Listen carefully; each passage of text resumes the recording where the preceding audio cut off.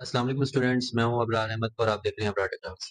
Students, आज हम CS 625 professional practices का मिड टर्म का जो है ना फोर्थ लेक्चर कवर करने जा रहे हैं। इसमें सारे इंपॉर्टेंट टॉपिक्स जो हैं वो मैं आपको हाईलाइट करवाता जाऊंगा। यानी कि इसमें आपकी 100% प्रिपरेशन जो है ना वो यकीनी है। तो आपने कोई भी चीज़ जो है ना वो मिस नहीं करनी, साथ साथ देखनी है। और मेरी वीडियो अच्छी लगे तो इसको लाइक और मेरे चैनल को सब्सक्राइब लाजमी कीजिएगा, ताकि आपको नई आने वाली वीडियोस मिलती रहें और हमारी हौसला अफजाई भी जो है ना वो साथ साथ होती रहे। तो बढ़ते हैं आज के टॉपिक की तरफ। सबसे पहले जो है ना वीक 4 में हम जो है ना वो पढ़ेंगे anatomy of the software house. तो ये वीक 4 जो है ना ये रिलेटेड है हमारे जो सॉफ्टवेयर हाउस की साख्त होती है उसके मुतालिक है। इसमें हम जो चीज़ें कवर करेंगे वो है इंट्रोडक्शन है इसका सबसे पहले, और उसके बाद जो है कंपनी है क्या होती है, यानी कि जो सॉफ्टवेयर हाउस है उसका स्ट्रक्चर ऑफ द कंपनी है उसको पढ़ेंगे। और उसके बाद स्टाफ मैनेजमेंट जो है मैनेजमेंट ऑफ स्टाफ, और producing the budget, monitoring financial performance. ठीक है, और उसके बाद लॉन्ग टर्म यानी कि जो प्लानिंग्स होती हैं उसको, और एंड में जो है ना वो कंक्लूजन जो है वो हम इसमें डिस्कस करेंगे। तो सबसे पहले हम इंट्रोडक्शन पे आते हैं कि कंपनी क्या होती है, व्हाट इज अ कंपनी। तो हाइपोथेटिकल कंपनी एक यानी कि जो कंपनी है वो क्या होती है कि जैसा कि असनाइड्स software limited was founded some 10 years ago. एक थोड़ा सा उसके मुतालिक जो है ना इन्होंने दिया हुआ है, तारुफ दिया हुआ है। कंपनी जिसका नाम सनाइड जो है सॉफ्टवेयर लिमिटेड रखा है, और इसके 4 मेंबर्स हैं। ठीक है, यानी कि 4 फ्रेंड्स हैं। ऑल 4 मेंबर्स जो हैं वो बोर्ड ऑफ डायरेक्टर्स भी हैं, अलॉन्ग विद टू जो है ना अदर्स। उसके अलावा दो और भी हैं जो वर रिक्रूटेड, जो जिनको रिक्रूट किया गया है बाद में। और उसके बाद जो है ना the company specialise in the production of software bespoke software जो है ना उसके फॉर क्लाइंट्स वो demand work high quality of high quality demand जो है ना वो करते हैं वर्क का। Sunrise head office in London, वो लंदन में है, और अदर ऑफिस जो है इसके वो मैनचेस्टर में है, और कुछ एंड डेल्फ्ट में है, और उसके अलावा नेदरलैंड्स में है।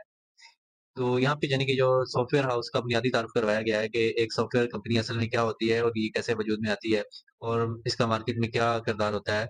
तो इसके मुतालिक जो है ना हम अब पढ़ेंगे। ये कंपनी का स्ट्रक्चर है, इसमें स्ट्रक्चर ऑफ द कंपनी। तो इसमें जो है ना सबसे पहले जो है ना जो फर्स्ट लाइन में आ जाता है वो चेयरमैन आ गया। ठीक है, उसके बाद मैनेजिंग, सेकंड लाइन में आ जाता है मैनेजिंग डायरेक्टर, और थर्ड लाइन में जो है ना financial operation, sales, marketing, technical, overseas जो भी इनके प्रोजेक्ट्स हैं वो है। और उसके बाद फोर्थ लेवल पे जो है ना ऑपरेशंस के अंदर ग्रुप और पर्सनल्स आ जाते हैं।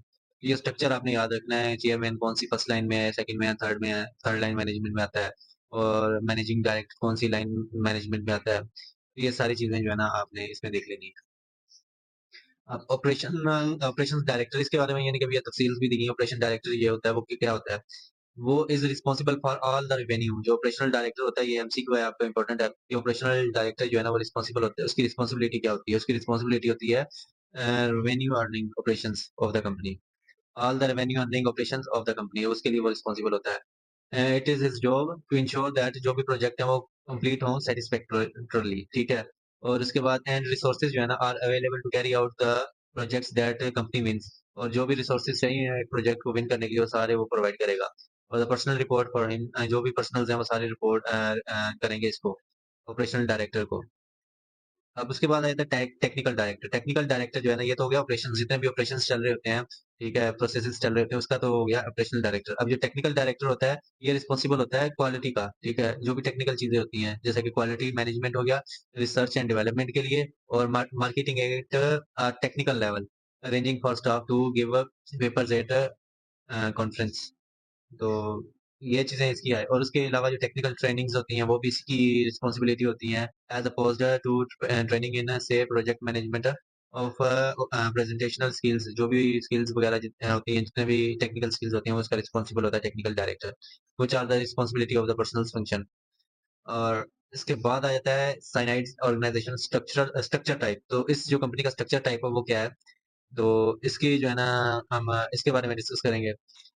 Show elements of all three of the type of organisational structure. इसके तीन जो है ना इनका ऑर्गेनाइजेशनल स्ट्रक्चर के बारे में डिस्कस किया है। Functional division of responsibility first जो है यानी कि फंक्शनल डिवीजन है। दूसरे के बाद है जियोग्राफिकल एलिमेंट्स। ठीक है, जो भी फंक्शनैलिटीज जो भी फंक्शंस होते हैं उसका एक डिवीजन है। उसके बाद जो लोकेशन है represented by the director responsible responsible for overseas operation. ठीक है, जियोग्राफिकल एलिमेंट्स उसको देखना। और उसके बाद सेंट्रलाइज एंड डिसेंट्रलाइजेशन। ठीक है, has a little meaning. Centralised policies and procedure, ठीक है, are widely used, but they have usually been developed within the one part of the company and have been adopted by general consent.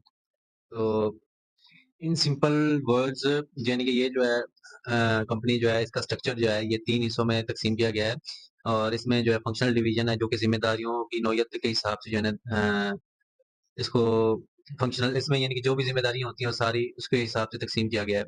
जियोग्राफियाई जो अनासिर होते हैं यानी कि जो geographical elements हैं उसमें यानी कि जो भी बैरूनी चीज़ें होती हैं, मामलात होते हैं, उसको उसके जो भी एलिमेंट्स होते हैं, तो उसके लिए जो ओवरसीज़ ऑपरेशंस होते हैं, वो डायरेक्टर जो है जो उसके लिए मुतल्लिका डिपार्टमेंट है, वो उसको देखती हैं और सेंट्रलाइज़ और डिसेंट्रलाइज़ेशन जो है ना, यानी कि मरकज़ और गैर मरकज़ी जो कोई भी ख़ास मतलब या मतलब फ़र्क नहीं है।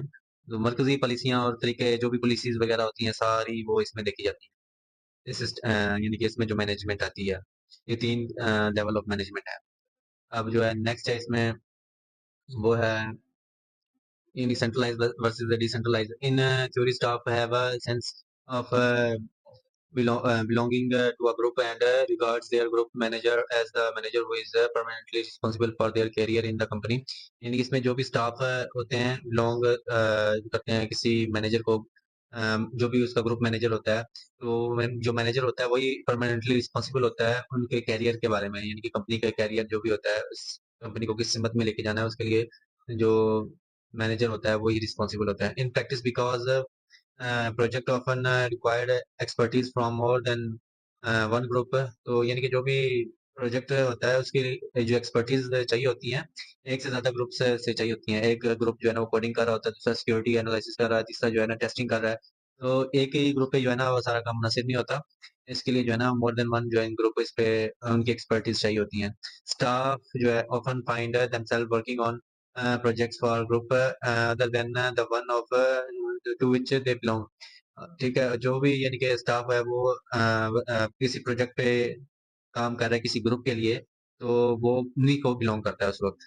ठीक है, कुछ जो है वो लीड लेके आ रहे होते हैं, कुछ प्रोजेक्ट को बना रहे होते हैं, कुछ सेल कर रहे होते हैं, ये सारे जो है यानी कि उस वक्त जो भी उस प्रोजेक्ट पे काम कर रहे होते हैं वो सारे एक ही ग्रुप को बिलोंग करते हैं।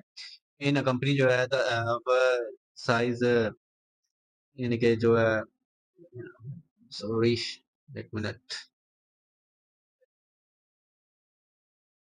हाँ, तो इसमें जो है ना एक company the size of cyanide the distinctions between centralized and decentralized have little meaning. Centralized policies जो हैं or procedures are widely used, but they have usually been developed within one part of the company and have been adopted by general consent। यानी कि एक company जो है जैसे कि cyanide company है, तो इनके दरमियान यानी कि सेंट्रलाइज या डिसेंट्रलाइज जो होती है इसके कुछ मतलब होता है, छोटा सा मतलब होता है, यानी कि सेंट्रलाइज जो पॉलिसीज होती हैं और प्रोसीजर्स होते हैं वो इस्तेमाल होते हैं डेवलपमेंट के लिए एक पार्ट ऑफ द कंपनी, यानी कि one part of the company एक कंपनी के एक हिस्से के लिए इस्तेमाल होती है और उसके यानी कि जनरल पर्पसेस के लिए इसको इस्तेमाल किया जाता है जो भी इसकी पॉलिसीज होती हैं, और ये दूसरे ग्रुप पे लागू नहीं हो रही होती। कुछ चीज़ें होती हैं वो एक ग्रुप के लिए यानी कि लीगल होती हैं, दूसरे के लिए इलीगल होती हैं। ये सारी चीज़ें जो है ना इसमें आ जाती हैं। सेंट्रलाइज पॉलिसीज और डिसेंट्रलाइज पॉलिसीज।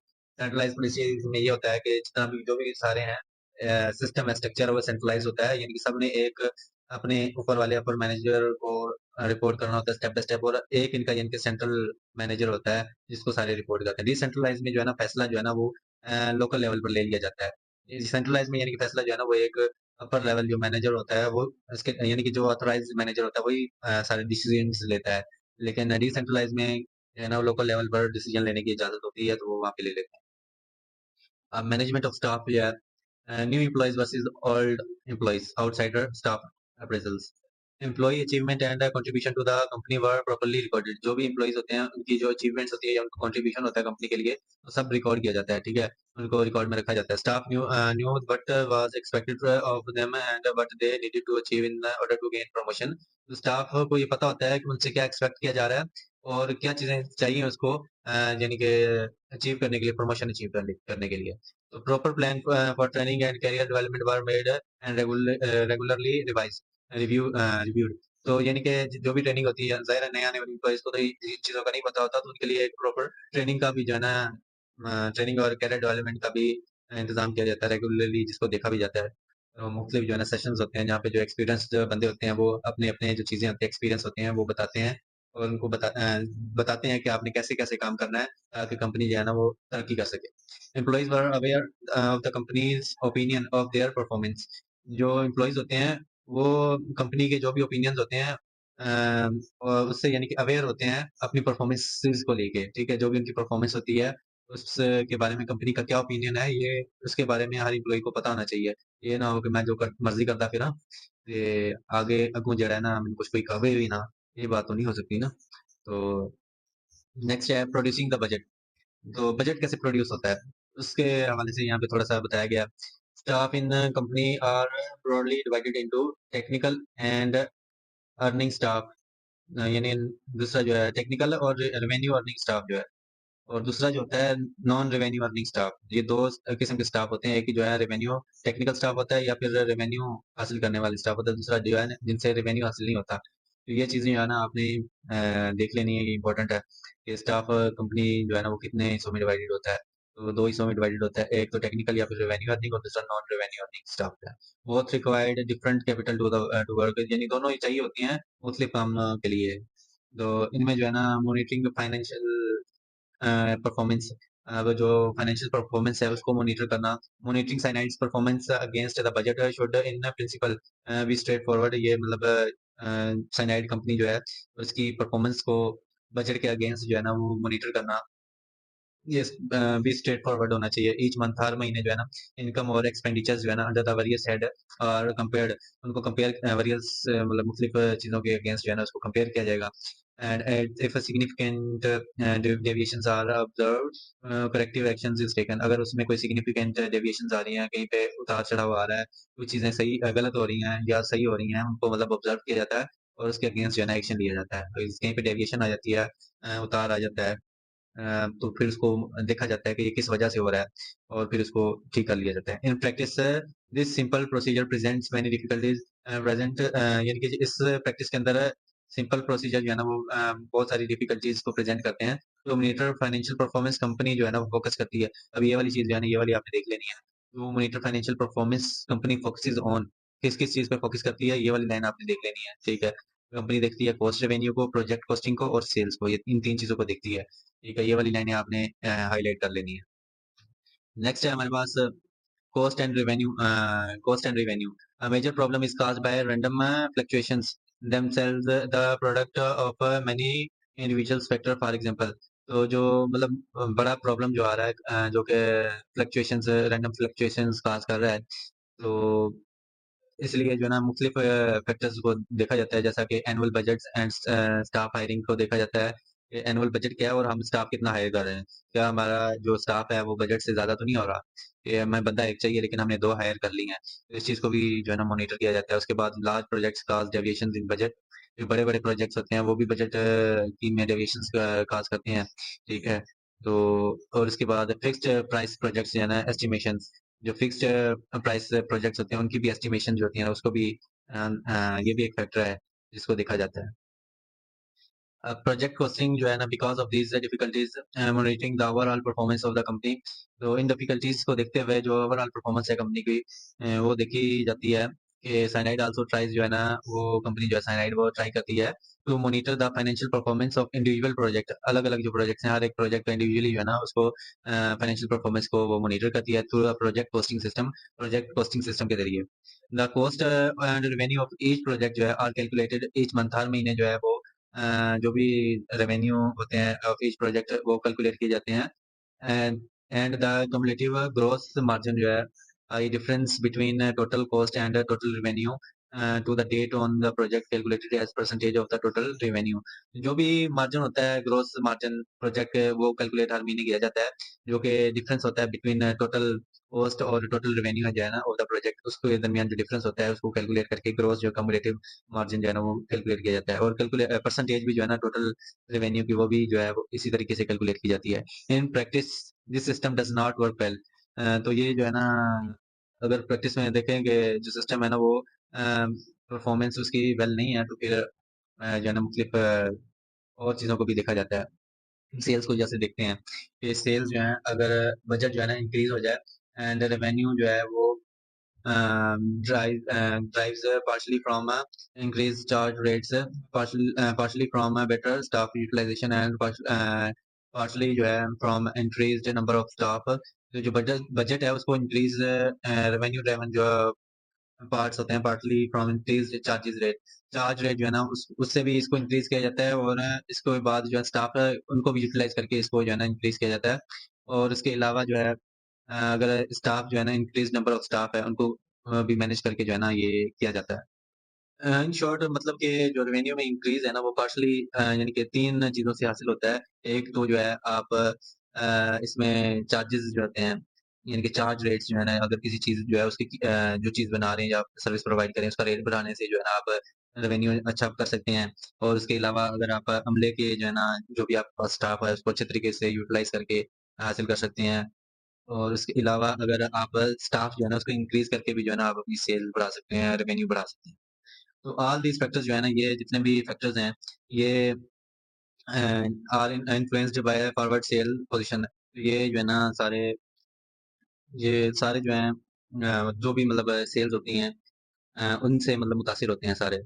तो influenced by the forward sales, जो भी मुस्तकबिल की जो सेल्स होती हैं, पोजीशंस होती हैं, that is by the staff required, और जो यानी कि जितने भी स्टाफ उसके लिए जो है ना वो रिक्वायर्ड होते हैं, या फिर and the rate earned to on the work which the company is committed in the coming month, यानी कि आने वाले महीनों में जो कंपनी ने कमिटमेंट्स की होती हैं वर्क की उसको पूरा करके तो स्टाफ जो भी रिक्वायर्ड होता है उसको हायर करके, तो ये सारा यानी कि रेवेन्यू अर्न किया जाता है। Two reports are used for assessing and monitoring the sales position. दो रिपोर्ट्स जो हैं वो यूज होती हैं जो मॉनिटरिंग असेसिंग एंड मॉनिटरिंग, ठीक है।